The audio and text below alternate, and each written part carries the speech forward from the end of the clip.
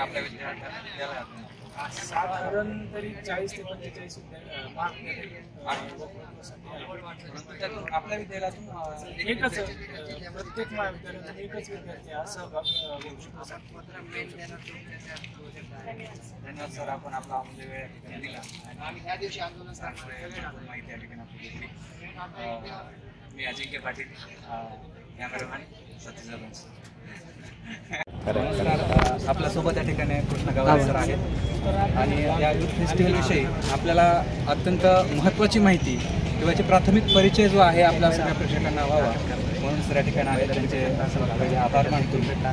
Sir, या ठिकाणं youth फेस्टिवलसाठी भरपूर 250 विद्यालय या ठिकाणी आलेत असं आम्हाला आता माहिती मिळाली.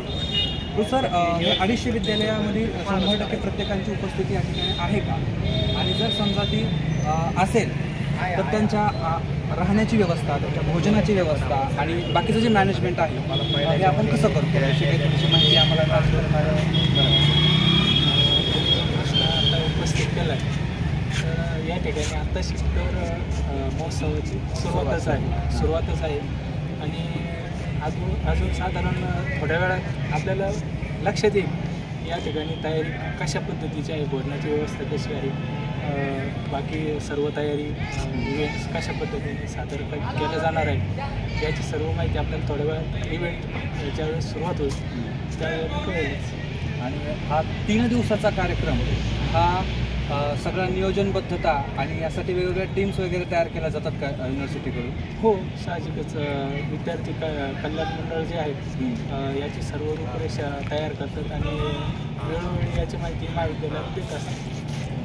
तुम्ही कुठल्या डिपार्टमेंटमध्ये? मी मुक्तानंद महाविद्यालय गंगापूर या महाविद्यालयात संगीत विभाग. तुम्ही काय कला सादर करणार आहात? आमचे विद्यार्थी जे आहेत जवळपास आमचं जे महाविद्यालय 12 कला प्रकारामध्ये सहभागी आहे. तर आज त्यापैकी वक्तृत्व आणि भजन हे आमच्या महाविद्यालयाचे आहे. मला वाटतं भजन हे